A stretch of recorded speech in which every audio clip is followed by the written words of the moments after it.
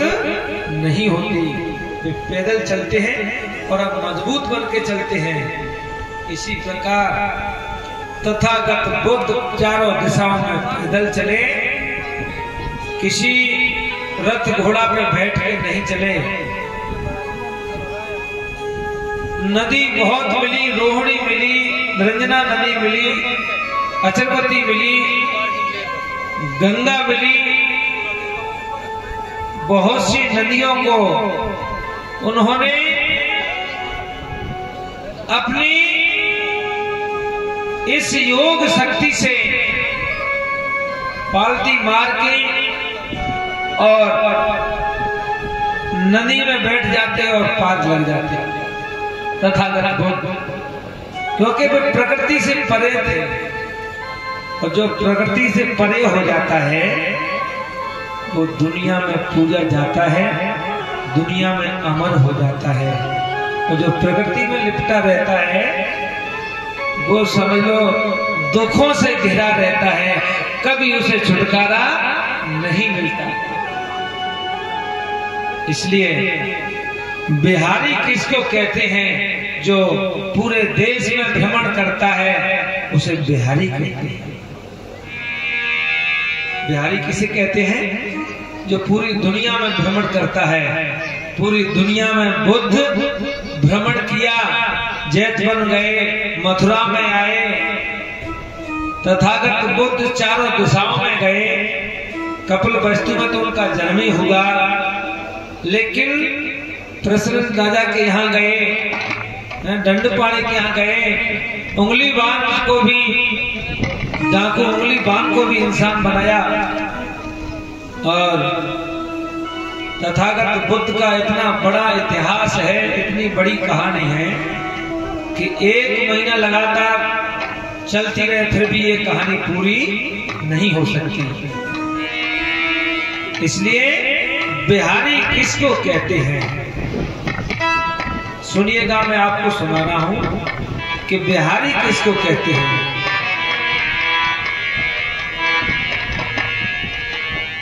बिहारी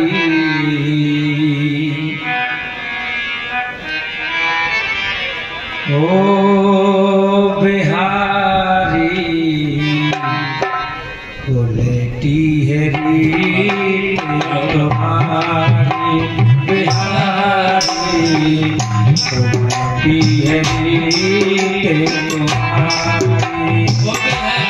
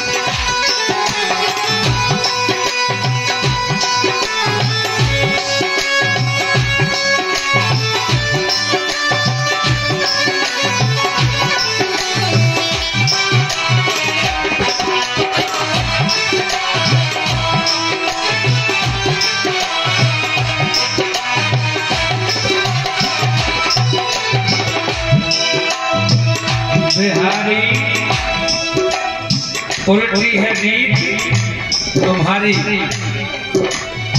उल्टी रीत कैसे है मेरे प्यारे भाई बहनों। अब सुनिए उल्टी रीत के ऊपर ये चेतावनी आप लोगों के बीच में। नदी ना बोरे मीठे कर दे,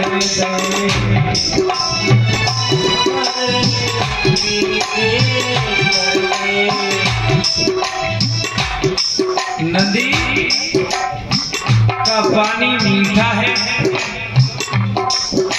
चंबल नदी का पानी कितना अच्छा है, कितना अच्छा। यमुना नदी का नहीं, चंबल नदी का पानी बिल्कुल स्वच्छ साफ है, एक देसी घी की तरह काम करता है चंबल नदी का पानी। इसलिए मेरे धम्म प्रेमियों कहा है कि नदी नावरे मीठे कर दे, नदी नावरे मीठे कर दे, नदी नावरे मीठे कर दे, नदी नावरे मीठे कर दे,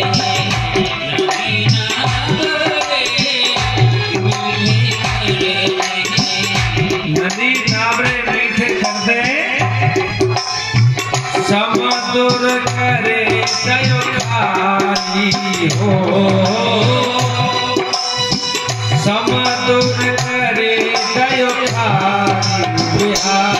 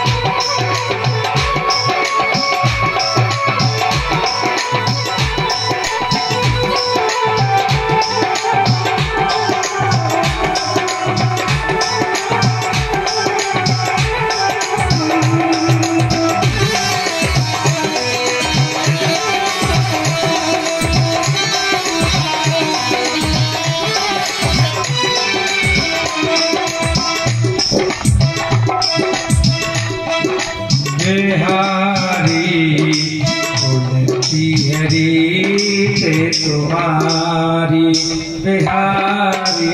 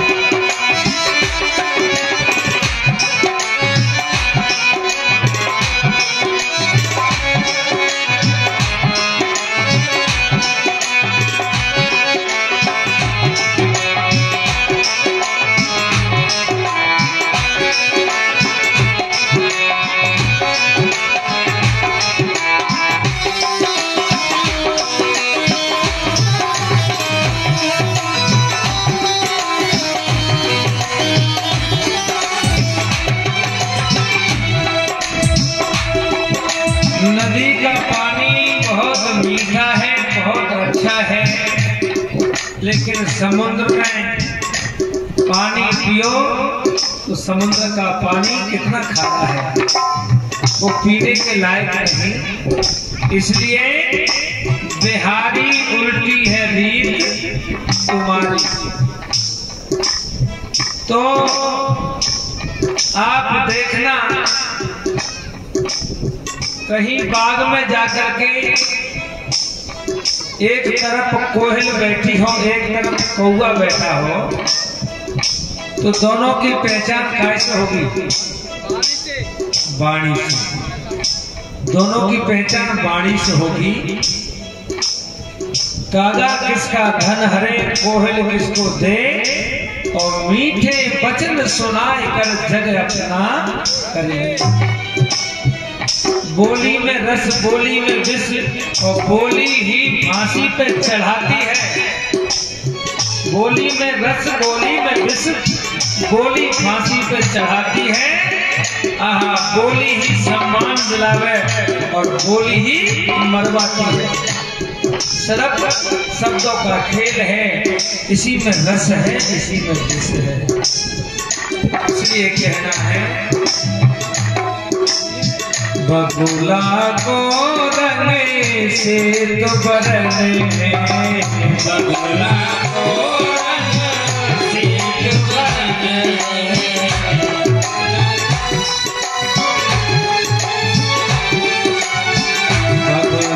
को रंग से तो बरने में,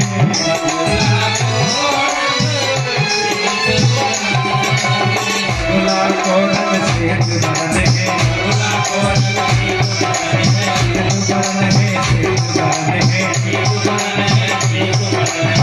बबूला को रंग से तो बरने में,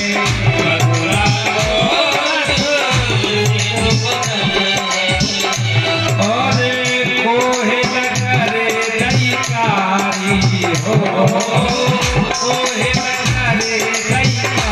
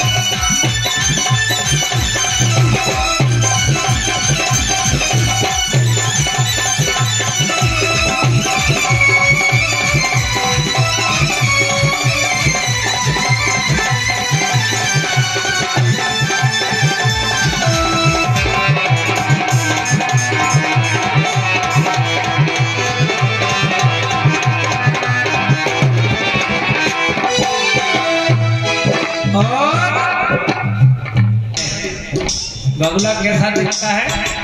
बिल्कुल जैसे देशराज जैसे कपड़े पहने, उनको वाइट सफेद, लेकिन तालाब के किनारे एक पैर से खड़ा हो जाता है, ऐसे खड़ा हो जाता है कि बिल्कुल कोई चीज रखी हुई है, बिल्कुल हिलता डुलता नहीं है वो, और जैसे ही मछली आए गटक पकड़ लेता है। देखने में सुंदर है, सफेद है, लेकिन उसके कारनामे गंदे बहुत बेकार है। तो बगुला भक्त बनने से भी काम नहीं चलेगा, इसलिए कोयल भले ही कारी है, लेकिन इस काम को वो नहीं करती है। बाहर भी काली है, लेकिन अंदर उसके विचार सही है। तो इंसान देखने में चाहे कैसा हो, उसके अच्छे विचार होना चाहिए, अच्छे संस्कार होना चाहिए। दादाजी नीचे बैठे हैं, मैं निवेदन करूंगा पहले अपने महापुरुषों को पुष्प चढ़ा के नमन करके आप बैठेंगे तो देखना कितना बदलाव होता है। पहले नमन करें। हमारे पवन भैया भी बैठे हैं, इसलिए बैठे हैं, पहले महापुरुषों को पुष्प चढ़ा के और फिर बैठे हैं, मेरी आवाज को सुन रहे हैं। इसलिए बिहारी सुनती है तुम्हारी, बिहारी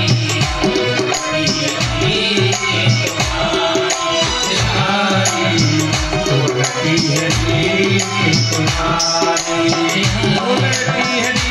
उड़ती है और घर में महिला रहती है, हर स्त्री ये चाहती है, हर लड़की ये चाहती है मेरी शादी हो जाए तो मैं भी अपने जीवन में ऐसा काम करूं। और हर लड़की की इच्छा रहती है कि मैं भी मां बनूं, लेकिन प्रकृति की देन कुछ शादी हो जाने के बाद में 10 वर्ष हो जाती है, लेकिन कोई बच्चा नहीं होता। तब लिखा है सुघर नारे पोत्रने को तरे से, सुघर नारे पोत्रने को तरे से, सुघर नारे पोत्रने को तरे से, सुघर नारे पोत्रने को तरे से,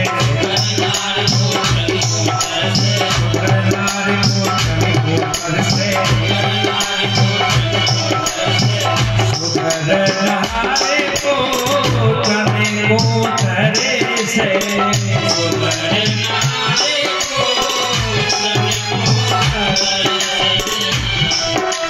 अति गुणी सो निर्धनी और अति सुंदर सो बान बताया है।